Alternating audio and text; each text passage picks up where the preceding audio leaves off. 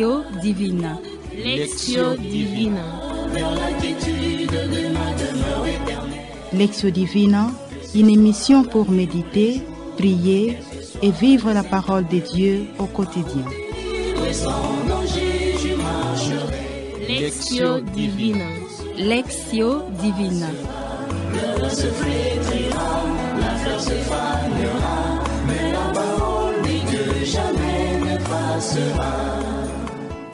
Chers auditeurs, amis de la Lectio Divina, joyeux Noël et bonne année. Que la paix et la joie de l'Emmanuel, Dieu avec nous, soient avec vous, surtout à cette veille de la solennité de l'Épiphanie du Seigneur. Comme nous le savons bien, l'Épiphanie est la manifestation de Jésus-Christ aux nations païennes, c'est-à-dire au monde entier. Et en ces temps pleins de grâce, l'Église nous convie à méditer sur l'Évangile de Jésus-Christ selon saint Matthieu, au 2e chapitre, du 1er au 12e verset. C'est ce même passage de l'Évangile qui va guider notre Lectio Divina de ces jours. Frères et sœurs dans le Christ, vivons donc ces temps de prière dans la joie et la foi pour accueillir avec gratitude le Dieu amour qui se révèle à travers sa parole, qui s'est faite chair et qui habite parmi nous. Nous sommes très contentes d'accueillir sur ces plateaux le groupe de consacrés qui va participer à cette Lectio Divina. Nous les invitons à se présenter rapidement. Sœur Ntanda Catherine, fille de Saint-Paul.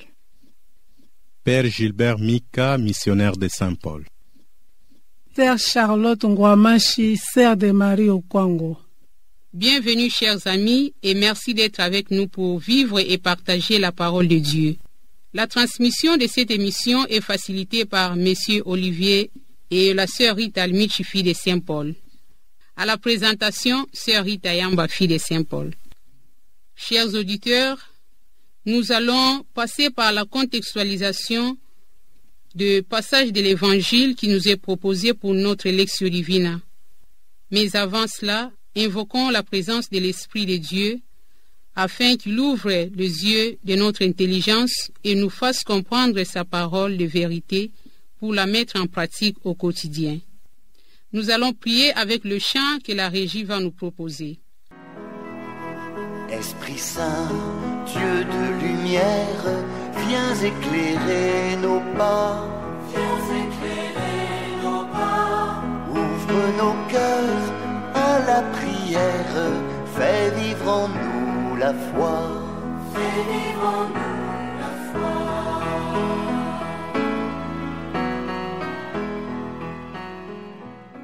Amis auditeurs, chers amis de la Lectio Divina, l'extrait de l'Évangile qui sera proclamé bientôt portera sur la visite des mages guidés par une étoile et le rejet du nouveau roi des Juifs qui vient de naître par Hérode. Tous ces éléments peuvent susciter beaucoup de questions telles que quel est le sens de cette visite? Que représentent les mages et l'étoile? Quelle est l'attitude d'Hérode? Frères et sœurs, la visite des mages évoque une image très significative de Jésus comme lumière des nations, centre et sommet de toute histoire. Quant aux mages, ils symbolisent toute l'humanité en quête de Jésus, le nouveau roi qui vient de naître, pour lui offrir leurs dons, l'or, l'encens et la myrrhe. Et l'étoile, c'est un élément de la nature, une créature divine. Elle représente les événements du monde, les signes des temps. Cependant, de signaler que ce qui avait aidé les rois mages à arriver à Bethléem n'était pas seulement l'étoile, mais aussi la parole de Dieu. Parce que l'étoile qui guidait les mages était illuminée par la parole de Dieu, dans le sens que, pour aller à Bethléem, les mages étaient inspirés par ce que disent les Saintes Écritures. En effet, à la question de savoir où le roi devait naître, les scribes répondirent à Bethléem de Judée. C'est une réponse qui était inspirée par la parole de Dieu, plus précisément le prophète, confère Malachie 5:1. Par conséquent, la parole de Dieu, tout comme l'étoile, joue un rôle fondamental dans le voyage des mages. En d'autres termes, les Saintes Écritures et l'étoile sont deux réalités inséparables et complémentaires qui avaient aidé les mages à s'approcher de l'enfant Jésus. Après qu'ils aient visité l'enfant Jésus, les mages changèrent de direction. Ils avaient abandonné le chemin d'Hérode parce que c'était le chemin de la haine, de la jalousie et de la mort. Au fait, le rejet d'Hérode face au Messie le plonge dans l'obscurité du pouvoir et de la peur. Et pourtant, quiconque accueille Jésus devient lumière pour les autres, un point de référence pour ceux qui cherchent des modèles à suivre et un refuge pour ceux qui ont soif de Dieu. Chers auditeurs, amis de la Lectio Divina, après cette contextualisation de l'Évangile, nous entrons dans la première étape de notre prière qui est la Lectio, ou la lecture. D'une oreille attentive, suivons la proclamation de l'Évangile par la sœur Catherine. Évangile de Jésus-Christ selon saint Matthieu. Jésus était né à Bethléem, en Judée, au temps du roi Hérode le Grand. Or, voici que deux mages venus d'Orient arrivèrent à Jérusalem et demandèrent: Où est le roi des Juifs qui vient de naître? Nous avons vu son étoile à l'Orient et nous sommes venus nous prosterner devant lui. En apprenant cela, le roi Hérode fut bouleversé et tout Jérusalem avec lui. Il réunit tous les grands prêtres et les scribes du peuple pour leur demander où devait naître le Christ. Ils lui répondirent: À Bethléem en Judée, car voici ce qui est écrit par les prophètes. Et toi, Bethléem, terre de Juda, tu n'es certes pas le dernier parmi les chefs-lieux de Juda, car de toi sortira un chef qui sera le berger de mon peuple Israël. Alors Hérode convoqua les mages en secret pour leur faire préciser à quelle date l'étoile était apparue. Puis il les envoya à Bethléem en leur disant: Allez vous renseigner avec précision sur l'enfant, et quand vous l'aurez trouvé, venez me l'annoncer pour que j'aille, moi aussi, me prosterner devant lui. Après avoir entendu le roi, ils partirent. Et voici que l'étoile qu'ils avaient vue à l'Orient les précédait, jusqu'à ce qu'elle vienne s'arrêter au-dessus de l'endroit où se trouvait l'enfant. Quand ils virent l'étoile, ils se réjouirent d'une très grande joie. Ils entrèrent dans la maison, ils virent l'enfant avec Marie sa mère, et tomba à ses pieds, ils se prosternèrent devant lui. Ils ouvrirent leurs coffrets et lui offrirent leurs présents, de l'or, de l'encens et de la myrrhe. Mais avertis en songe de ne pas retourner chez Hérode, ils regagnèrent leur pays par un autre chemin. Acclamons la parole de Dieu. Louange à toi, Seigneur Jésus. Chers frères et sœurs, amis de la Lectio Divina, renouvelons notre amour et notre confiance en Jésus à travers le chant que nous propose la Régie.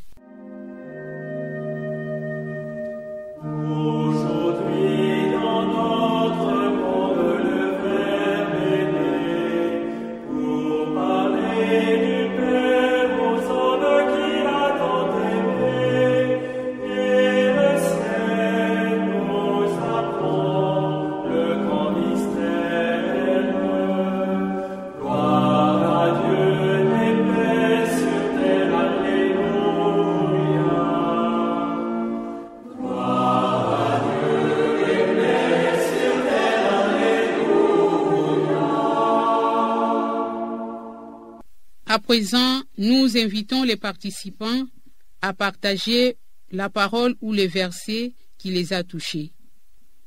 Le passage qui m'a touché dans ce passage de l'Évangile est: quand ils virent l'étoile, ils étaient dans une grande joie. C'est cette joie-là qui a retenu mon attention. La phrase qui m'a plus touché est celle-ci. Mais, avertis en songe de ne pas retourner chez Hérode, ils regagnèrent leur pays par un autre chemin. En méditant sur cet évangile de Matthieu, je suis touché vraiment par cette phrase. Or, voici que des mages venus d'Orient arrivèrent à Jérusalem et demandèrent « Où est le roi des Juifs qui vient de naître? Nous avons vu son étoile à l'Orient et nous sommes venus nous prosterner devant lui. » En apprenant cela, le roi Hérode fut bouleversé et tout Jérusalem avec lui. Chers auditeurs, la parole partagée que nous venons d'entendre passe maintenant à l'étape de la méditation qui constitue la deuxième étape de la Lectio Divina. Chers auditeurs, écoutons le fruit de la méditation de nos participants. Chaque jour, le Seigneur, dans sa miséricorde, m'invite de sortir de moi-même pour le rencontrer, faire communion avec lui, l'adorer, le remercier, l'écouter et lui offrir tout ce que j'ai de beau et mes souffrances. Est-ce que je manifeste de l'intérêt et de l'attachement à Jésus qui m'appelle et qui m'invite à demeurer auprès de lui? Ne m'arrive-t-il pas de trouver tant d'excuses, de raisons et de manque de foi pour ne pas répondre à son appel, ni de me laisser guider par son étoile qui est sa parole, ses inspirations, la voie des commandements et des services au prochain? Dans les gestes d'adoration et d'offrande de l'or, de l'encens et de la myrrhe, j'apprends de ce roi que Jésus est tout pour moi. Il est digne de louange et d'adoration, car il est la vigne et moi le sarment. De ma part, je ne suis rien, et je ne peux pas produire beaucoup de fruits par ma propre force. L'épiphanie du Seigneur à cette année 2021 m'a beaucoup appris, m'a beaucoup apporté de lumière et de compréhension sur le vécu de ma vie à la suite du Christ. Je me suis rendu compte que la rencontre avec Jésus est source de paix, de conversion et de bénédiction pour moi et pour mes frères et sœurs. L'évangile que nous venons tout à l'heure d'écouter nous est proposé en la solennité de l'épiphanie du Seigneur. L'épiphanie, c'est en fait la manifestation de Jésus, Fils de Dieu, au monde et à toutes les nations. Dans cette fête, l'enfant de la crèche nous attend, se laisse rencontrer et nous pousse à aller à sa recherche. La marche laborieuse et pénible des mages, guidés par l'étoile, évoque la marche de la foi que doivent effectuer les chrétiens de tous les temps à la recherche du Christ, lumière du monde. Car le Christ se laisse trouver à ceux qui le cherchent. Et nous, comme chrétiens, nous sommes invités à les chercher chaque jour de notre vie. Il se laisse rencontrer. C'est la grâce spéciale que nous devons demander en cette solennité de l'épiphanie du Seigneur.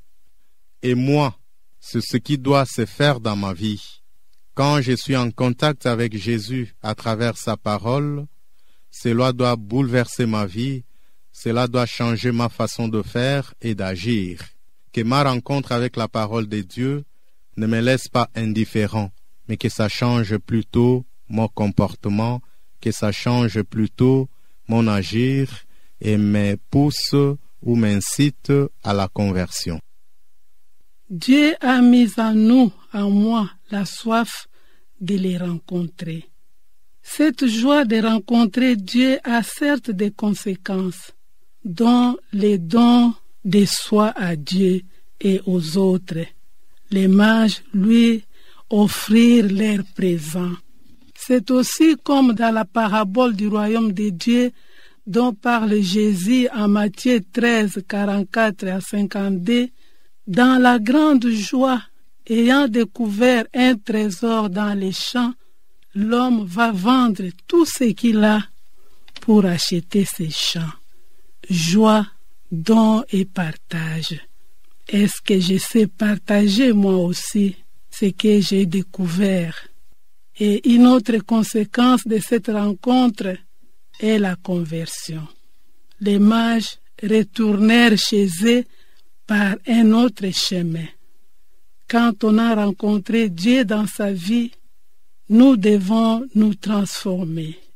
Nous devons nous convertir. Et la conversion n'est pas spontanée, elle est perpétuelle.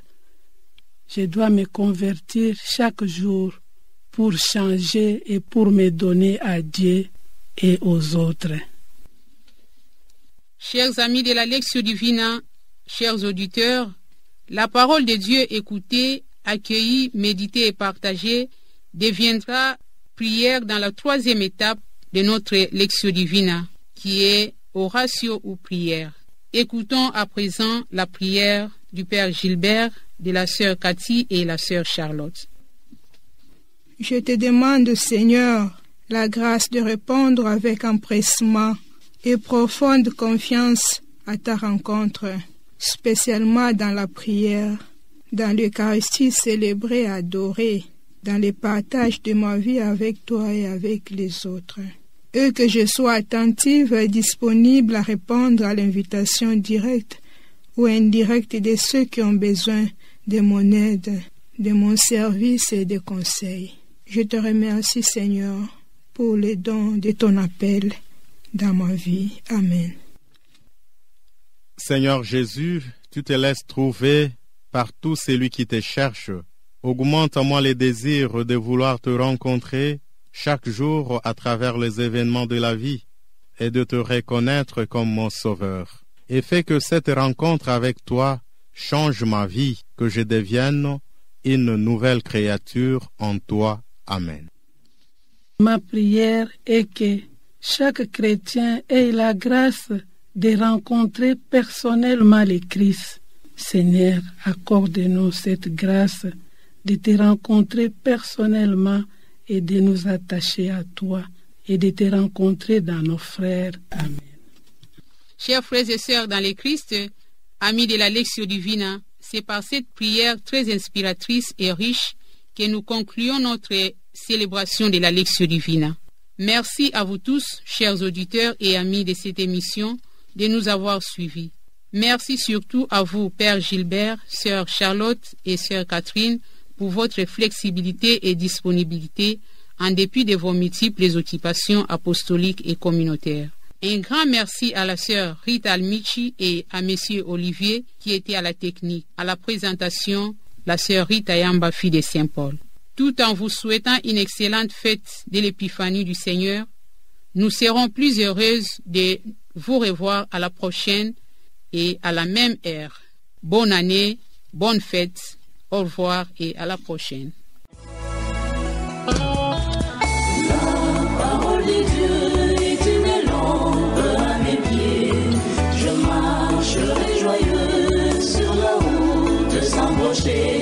Lectio Divina. Lectio Divina. Lectio Divina, une émission pour méditer, prier et vivre la parole de Dieu au quotidien. Lectio Divina. Lectio Divina. Le se flétrira, la fleur se fanera, mais la parole de Dieu jamais ne passera.